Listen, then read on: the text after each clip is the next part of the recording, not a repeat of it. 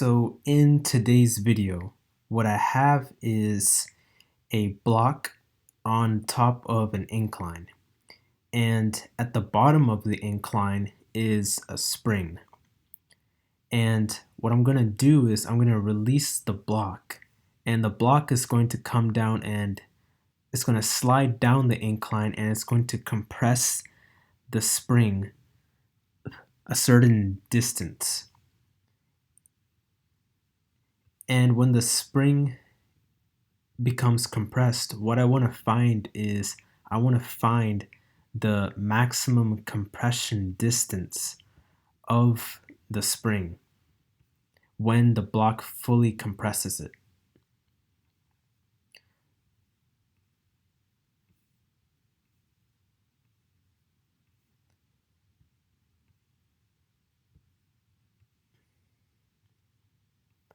And also in this problem, we're considering that the surface of the incline is frictionless.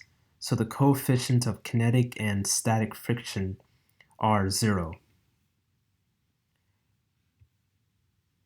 And so let's define some variables on this incline or on this diagram. Let's say that the angle between the horizontal plane and the incline is given by the variable theta, and let's say that the block has a mass of m, and let's say that the length from the starting position of the block to the starting position of the spring, let's say that length is given by the variable L.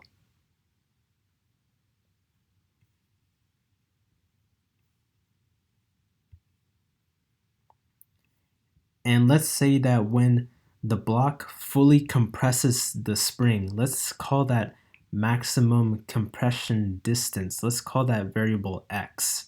And that's the variable that we want to find in this scenario.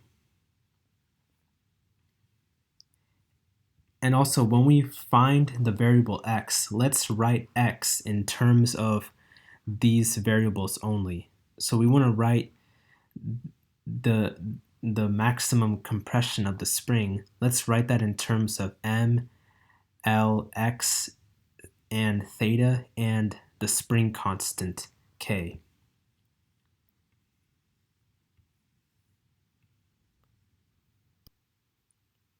And so note here that remember that we said that the surface of the plane was frictionless. So if that's the case, that means that energy is conserved, meaning the block's energy is conserved as it starts from the top of the incline and as it slides all the way down and compresses the spring. And so at the top of the incline, the block has a certain amount of energy, and when the block slides down and compresses the spring, it's going to compress that spring and it's going to transfer all of its initial energy into final energy. So we can write a conservation of energy statement, and we can use conservation of energy because the plane or the surface between the block and the incline is frictionless. So we can go ahead and write that the initial energy of the system is equal to the final energy. And so the initial energy of the block is just potential energy.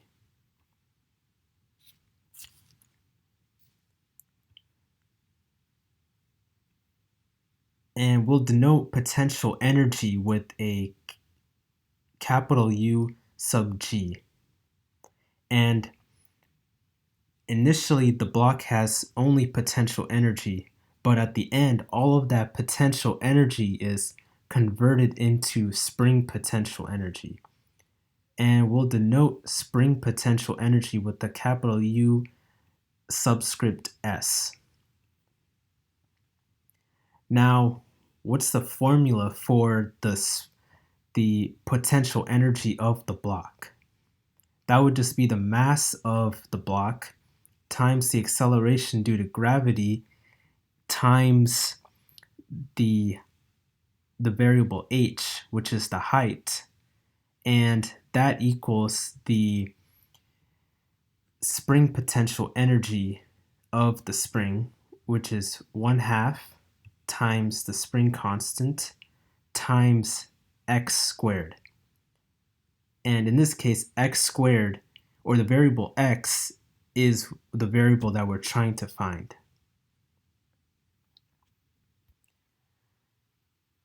But now that we have our equation, you may notice a problem here. And that problem here is that, remember back, we said that we want to define x in terms of m, l, x, or theta, or the spring constant. And so the issue is that in this equation that we have a variable h, and that variable h is not allowed in this equation because we want to get an equation for x in terms of other variables besides h. So we have to first come up with an alternative expression for h in terms of our given variables, because h is not allowed in our equation. And so we can't use our variable h.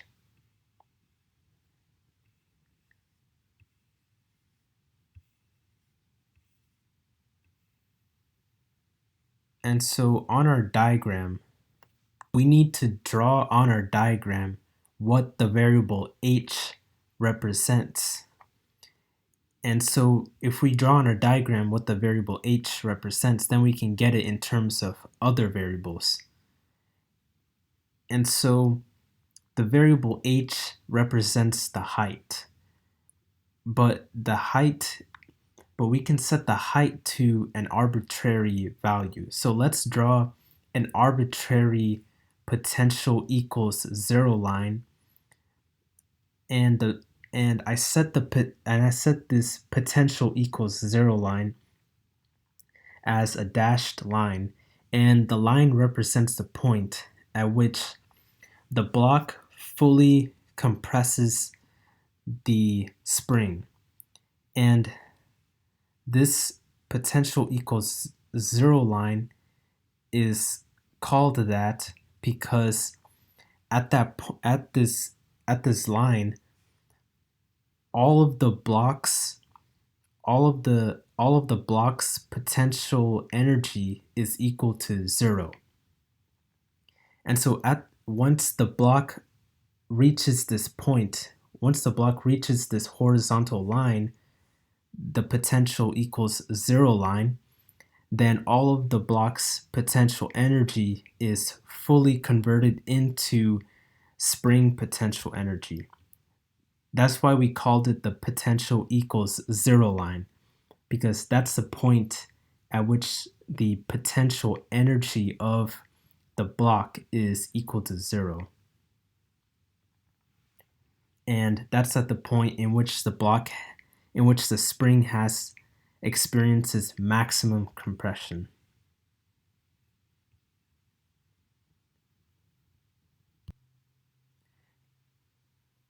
And so let's draw what the variable h represents. So the variable h represents the height of the block from the point at which it starts all the way to the potential equals 0 line. So this vertical distance right here represents the variable h, which stands for height.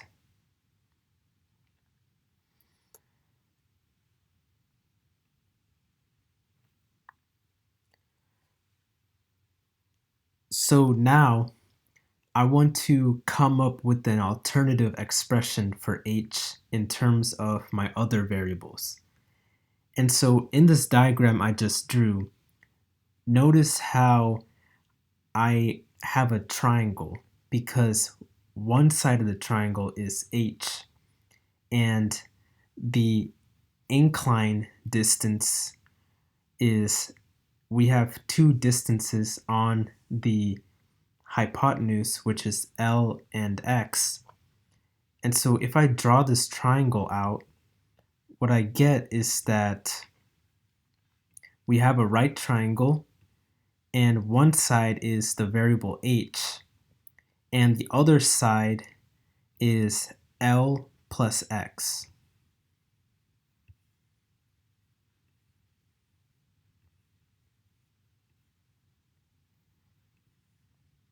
And the angle between the horizontal and the angle of the incline is still theta.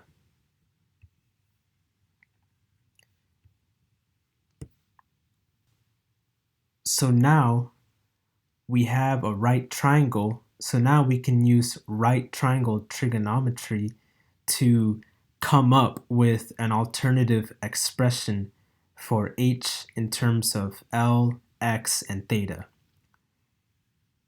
So recall that the sine of theta is equal to the opposite side of the angle, which I'll denote with OPP, opposite, divided by the hypotenuse. And the hypotenuse, or the opposite side in this case, is the opposite side to the angle. What's the opposite side to the angle? That's just h. And what's the hypotenuse? That's just L plus X.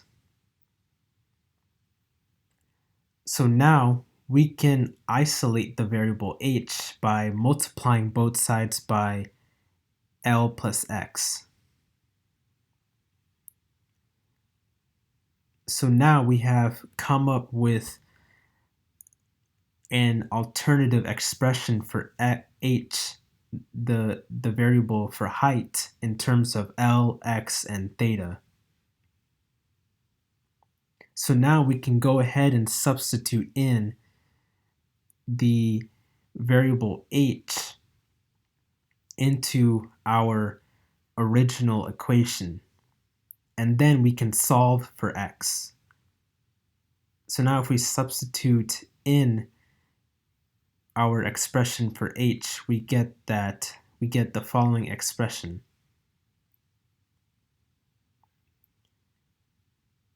And all of that is equal to 1/2 times k times x squared.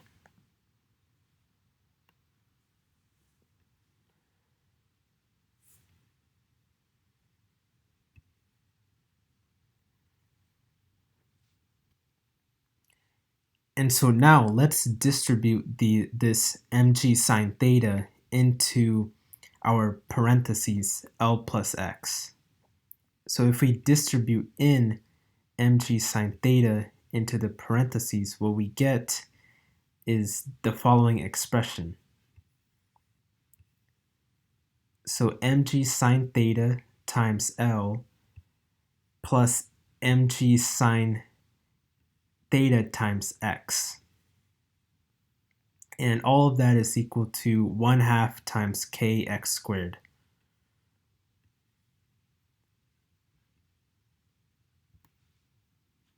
And so now let's bring all of the variables onto, let's bring all of the terms onto one side. So we can subtract the variables on the left side and bring all of those variables onto the other side. So bringing all of the terms onto one side, the following equation will look like this.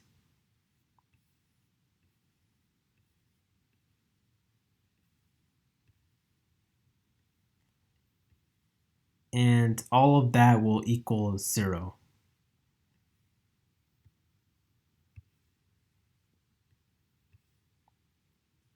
And so notice in this expression right here that there's an x squared term, and then there's an x term, or I mean there's a term with an x squared, and our x is the unknown variable. It's the variable that we want to solve for. And there's a variable with x in there, and there's a constant term, which is mgl sine theta. And the other terms have x variables in there. And all of that is equal to 0. So what this equation looks like is a quadratic equation, because there's an x squared term, there's a term with an x in it, and there's a constant term. So in order to solve for the unknown variable x, we would have to use the quadratic equation, because this is a quadratic. This equation is in the quadratic form. And so we would have to use the quadratic formula in order to solve for our variable x. And so recall that the quadratic equation is that x equals negative b plus or minus the square root of b squared minus 4ac, all of that divided by 2a.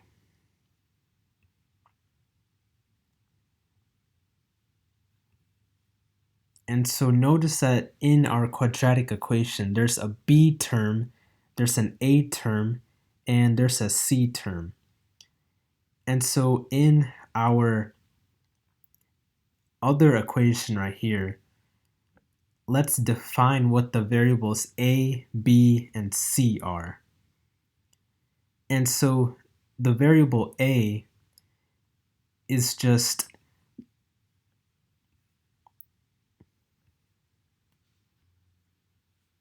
and so our a value is just the coefficient in front of x squared, which is 1/2 times k. Our b value is just the coefficient in front of x, which is negative mg sine theta. And our c value is just the constant term, negative mgl sine theta. And all of that equals 0. So now that we have values for a, b, and c, we can go ahead and plug that into our quadratic formula right here.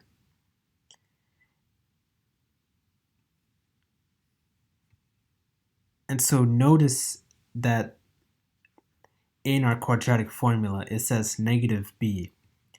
And since there's a negative already in front of the b term, a negative times a negative is just a positive.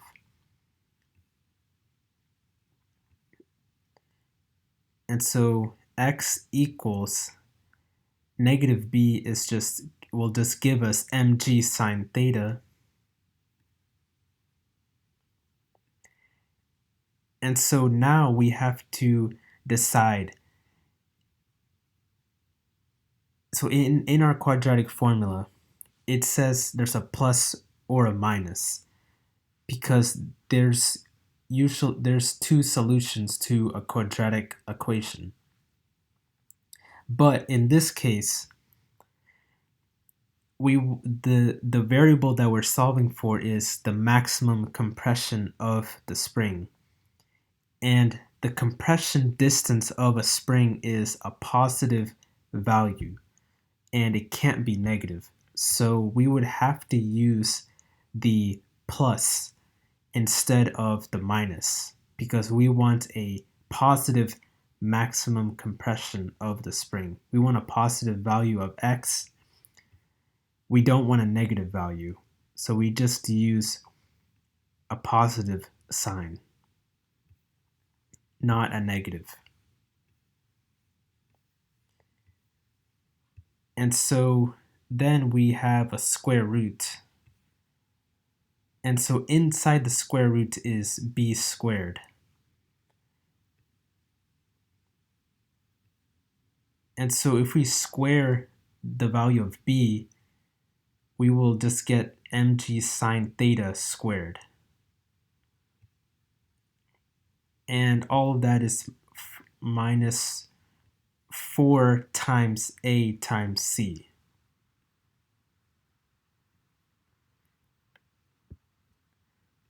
Now the value of a is just 1/2 times k, and the value of c is just negative mgl sine theta. So we just plug those values right in.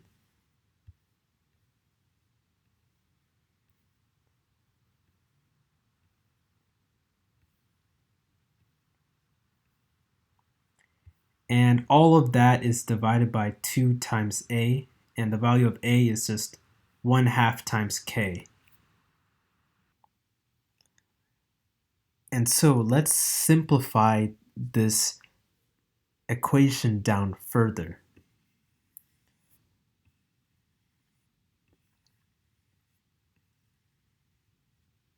And so we can simplify the inside of this square root.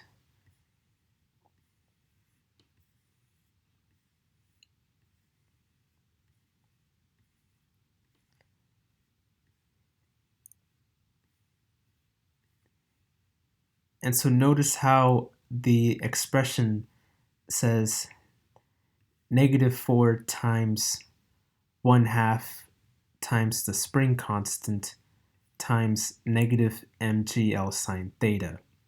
And so there's two negative values here. So a negative times a negative gives us a positive. And a 4 times a 1/2 is just 2. So 2 times k times mgl sine theta. And all of that is divided by 2 times 1/2 is just 1, so it's just divided by k, the spring constant. So here it is, our final answer. So the maximum compression of the spring is given by this entire expression right here.